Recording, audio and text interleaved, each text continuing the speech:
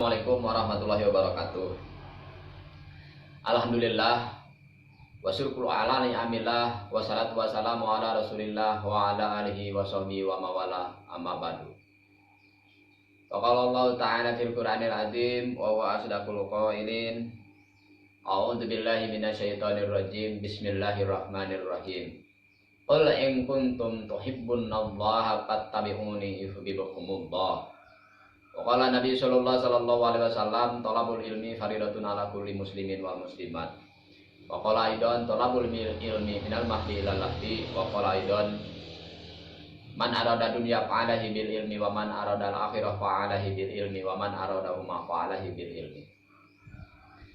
Para hadirin yang dimuliakan oleh Allah Subhanahu wa taala, marilah kita mengaji ilmu tasawuf, yaitu untuk membersihkan hati supaya tidak mumat, tidak ruwet gitu ya, dengan kitab kitab Kifayatul Atqiyah ya, kitabnya. Bismillahirrahmanirrahim. Utlub mata bambina damati mukli'a wa bi'ajmi tarki dambi Pimah tuqa bila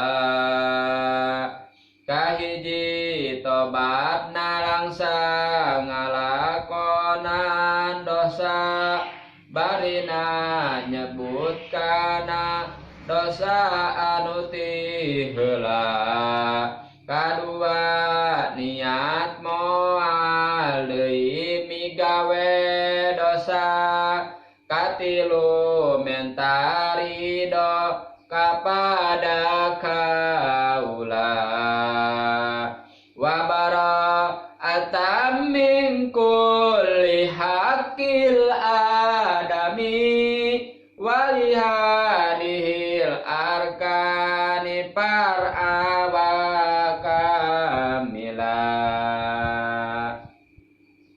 barina mereka harta anu diruksak mun maot bikeun kawaris agama pek bela.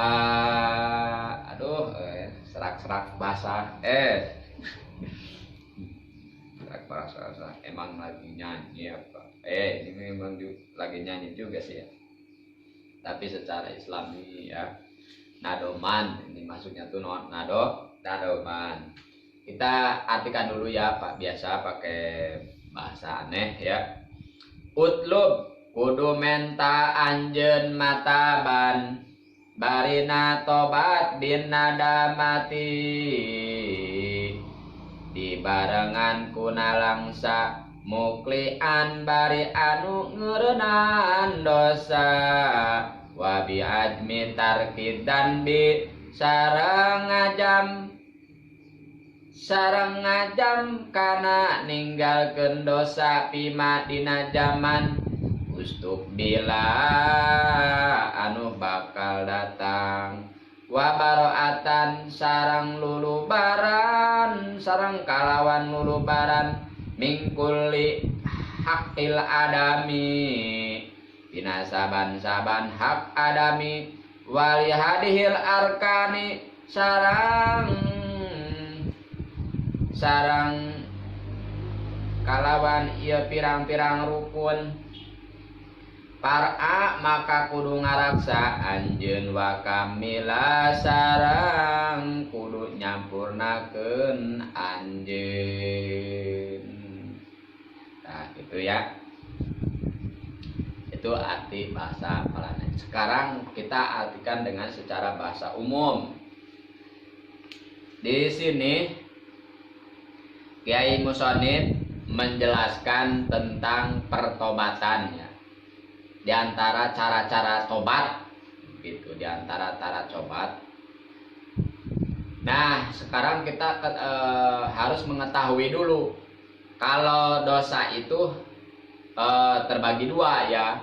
Terbagi dua. Ada yang kita berdosa langsung kepada Allah Subhanahu wa taala, ada dosa yang menyangkut dengan makhluknya gitu, dengan makhluknya, terutama yang sesama manusia lah gitu ya, sesama manusia.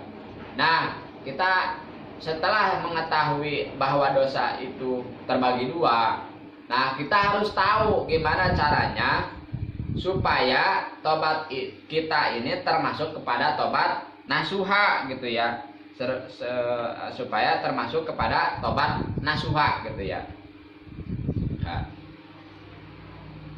yang ke satu kita umpamanya dosanya kepada Allah Subhanahu wa Ta'ala, itu ada 3 syarat.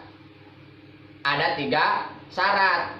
Kalau dosanya sesama makhluknya itu ditambah 1 jadi 4. Nah, jadi kalau misalkan kita berdosa sama Allah langsung, syaratnya ada 3. Kalau dosanya menyangkut dengan makhluknya Allah Subhanahu wa Ta'ala, syaratnya ada 4 gitu. Nah, yang 3 sama gitu caranya tuh sebagaimana kita meminta maaf kepada Allah Subhanahu wa Ta'ala, bertobat kepada Allah Subhanahu wa Ta'ala. Cuma kalau menyangkut dengan makhluknya itu yang 3 ditambah 1 gitu. Jadi 4 kalau sesama manusia. Yang pertama, cara tobat kepada Allah Subhanahu wa Ta'ala ya. Cara tobat kepada Allah Subhanahu wa Ta'ala gitu ya. Yang pertama yaitu kita itu nadam itu merasa sedih. Nadam itu merasa sedih ya, merasa sedih kalau kita itu sudah melakukan dosa gitu ya.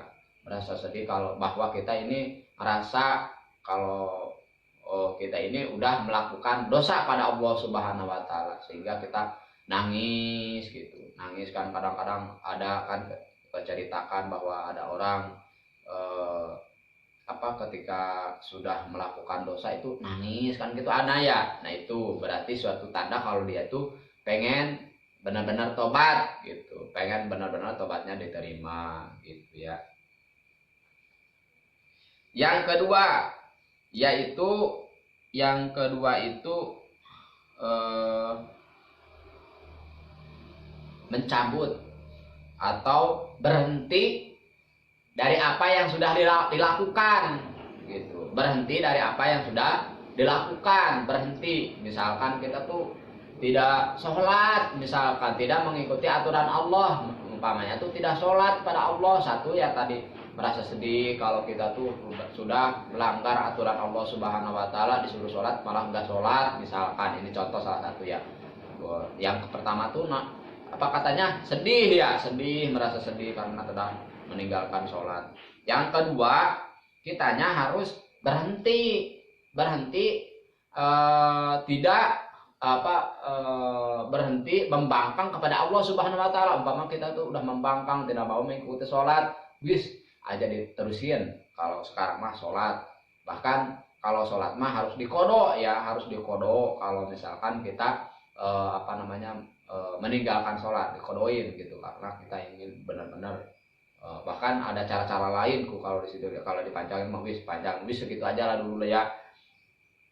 Kita harus mengodoknya ya, yang ditinggalkan berapa waktu gitu, misalkan yang ditinggalkan tuh langsung gitu ya dilaksanakan terus aja diterusin. Kalau misalkan udah hari ini tuh udah tahu kita tuh udah nggak sholat, tapi besoknya nggak sholat lagi, wah itu mah berarti belum benar tuh tobatnya tuh kalau seperti itu. Jadi harus berhenti dari pembangkangan kita, itu harus berhenti ya, harus berhenti gitu. Itu yang kedua. Yang nomor ketiga, kita harus punya ajaman bahwa kita itu tidak akan mengulangi dosa itu lagi gitu. Misalkan kita tuh kemarin tuh tidak sholat kayak tadi ya, tidak sholat ya untuk ke depan kita akan selalu melaksanakan sholat gitu. Kalau misalkan tidak punya ajaman seperti itu, berarti tobatnya belum benar gitu ya, belum benar ya. Nah, itu ya cara tobat kepada Allah Subhanahu wa Ta'ala. Itu ada 3 ya, ada 3 yang sebagaimana yang sudah disebutkan barusan. Yaitu yang pertama merasa sedih, yang kedua punya niat itikad untuk berhenti dari yang telah dilakukan, yang ketiga kita mempunyai ajaman, mengajam atau mempunyai niat ke depan akan selalu melaksanakan apa yang diperintahkan oleh Allah Subhanahu wa taala gitu. Tidak akan mengulangi lagi gitu apa yang telah diperbuat gitu. Itu yang cara tobat kepada Allah Subhanahu wa taala. Gimana cara tobat kepada makhluknya Allah? Kepada makhluknya Allah mah itu ya sebagaimana Nabi Muhammad SAW mengatakan, man kana li ahihi indahu mudlimatun fi ardin aw malin falyastahlilhu al-yauma qabla an yakuna dinarun wala dirhamun fa in kana lahu amalun yu'khadhu minhu biqadri mudlimatihi wa illa uhida min sayiatihi sabihi bihi fahumila alaih. Dalam arti sebagiannya yang keempat yang apabila kita dosa kepada sesama makhluknya Allah Subhanahu wa taala, tobatnya tuh ada 4 cara. Yang pertama kita bersedih, yang kedua niat untuk berhenti dari dosa, dari melakukan dosa. Yang ketiga itu mengajam, punya niat ke depan untuk selalu melaksanakan apa yang diperintahkan oleh Allah Subhanahu wa taala. Dan yang keempat meminta halal kepada makhluknya Allah, meminta maaf kepada makhluknya Allah. Jadi tidak cukup kalau misalkan kita berdosa atau berdosa kita itu ada sangkut pautannya dengan makhluknya Allah Subhanahu wa taala, langsung dengan cara 3 tadi tidak bisa. Langsung meminta maaf kepada Allah misalkan tidak bisa, karena ini ada persangkutan sama makhluknya Allah Subhanahu wa taala, yaitu diantaranya kita harus meminta halal jika kita mengambil haknya makhluknya Allah gitu. Misalkan kita mengambil barang si A misalkan, kita harus meminta maaf kepada si A-nya, meminta halal kepada si A-nya. Dalam mencari halal, dalam mencari maaf kepada makhluknya Allah Subhanahu wa taala itu diantaranya kalau kita membicarakan, kan kita tuh sering membicarakan orang gitu kan ya. Kita tuh sering membicarakan orang tuh, nggak di mana kita tuh membicarakan orang tuh, nggak di ketika kita lagi medang gitu kan ya. Enggak, bukan cuma di situ aja kan kita tuh. Tapi kan kebanyakan kalau di sekitaran masyarakat mah kalau lagi medang tuh ngomongin orang aja gitu. Ya. Apa yang diomongin gitu kan, bla bla bla bla bla. Wah, si ini dan si ini, si A dan si B, si C dan si E misalkan. Terus dia omongin gini, si A tuh gini, si B tuh si C tuh gini, si D tuh gini, si E tuh gini, si G terus nanti kayak sampai Z gitu ya. Diomongin gitu kan ya. Bahkan ada disebutin ya, perempuan tuh kan kadang-kadang kalau disuruh berjalan aja 1 kilo katanya, dia tuh merasa capek, tapi giliran disuruh jalan-jalan seharian mah nggak merasa capek gitu katanya, ada bahasa seperti itu ya. Terus perempuan itu suka pelupa katanya, giliran ada kesalahan suami mah dari zaman purba sampai zaman sekarang tuh tahu, ingat semua, dikeluarin gitu. Kalau giliran ada suami mah apa kesalahan mah gitu ingat. Gitu kan kata-katanya. Wah, diomongin gitu kan ya. Kayak konon kan. Ngomong diomongin gitu kan ya. Gitu. Jadi gimana nih caranya misalkan kita ngomongin orang terus kitanya pengen tobat. Yaitu caranya seperti itu, seperti yang telah disebutkan. Ada 4. Kalau ada 4 ya, ada 4 caranya tuh. Kita tuh udah ngomongin si A, gimana ya caranya supaya tobat kita diterima oleh Allah Subhanahu wa taala. Kita harus minta maaf ke si A-nya. Harus meminta maaf gimana pun caranya supaya si A tuh memaafkan kita gitu. Karena kita udah mengomongin si A di hadapan si B misalkan ya.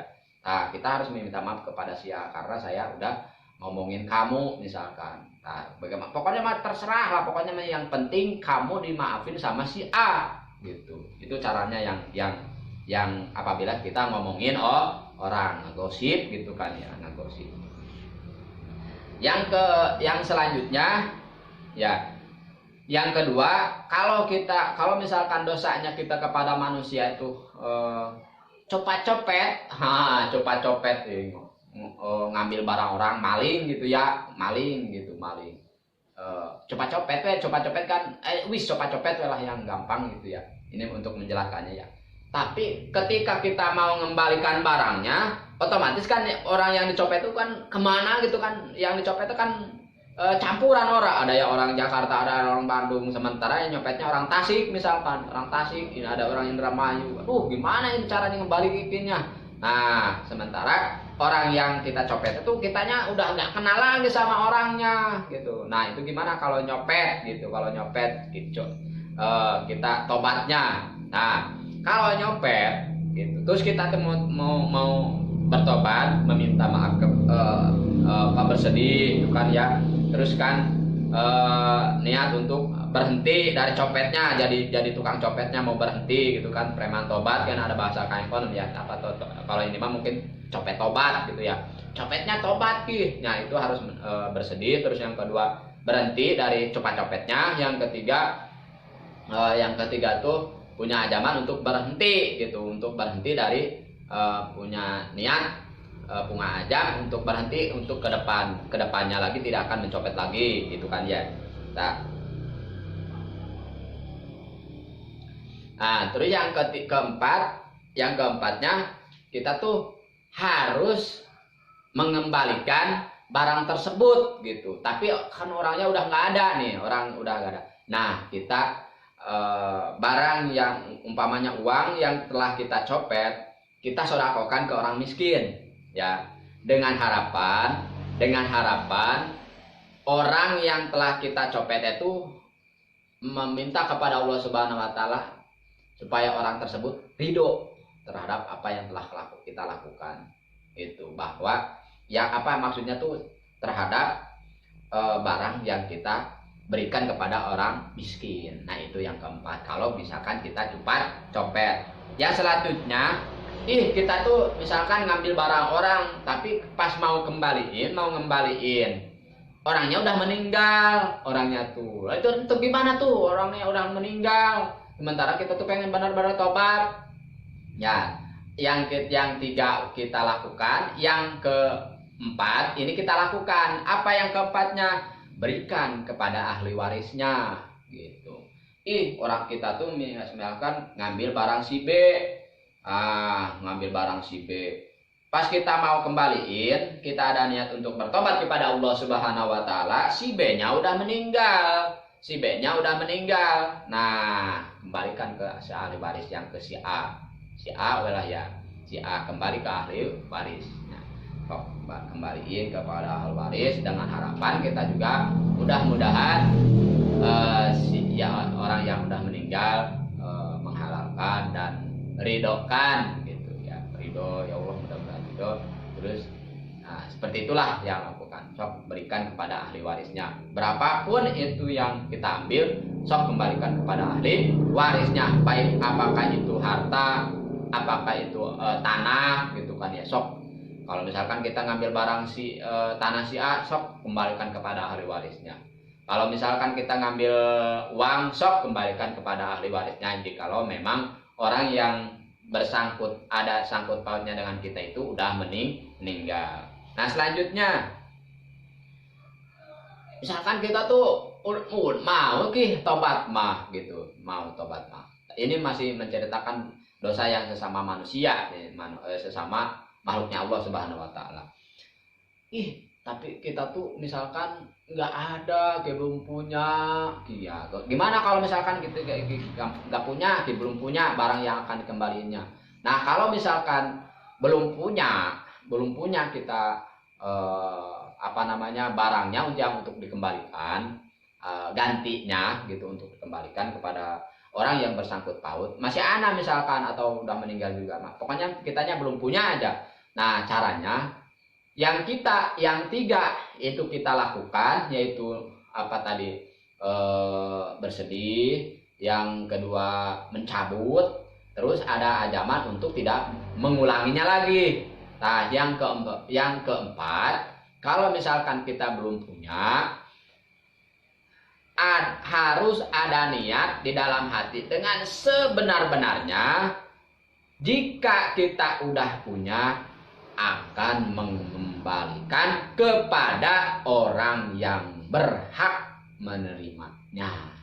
Nah, seperti itu ya cara tobat terhadap makhluknya Allah, dan cara tobat kepada Allah Subhanahu wa Ta'ala, supaya kita tobat kita diterima oleh Allah Subhanahu wa Ta'ala. Mudah-mudahan ada manfaatnya apa yang saya sebutkan, minimal untuk saya sendiri, umumnya bagi semuanya. Nah, begitulah ya cara tobat terhadap Allah dan cara tobat terhadap makhluknya Allah Subhanahu wa Ta'ala. Jadi kata kuncinya sekarang itu adalah bagaimana kita cara bertobat kepada Allah Subhanahu wa Ta'ala, dan bagaimana kita cara bertobat kepada makhluknya Allah. Karena kata tadi juga, dosa itu terbagi dua. Ada dosa secara langsung kepada Allah Subhanahu wa Ta'ala, ada dosa yang ada sangkut pautnya dengan makhluknya Allah Subhanahu wa Ta'ala, yang disebut hablum minallah dan hablum minannas. Billahi taufiq wal hidayah. Assalamualaikum warahmatullahi wabarakatuh.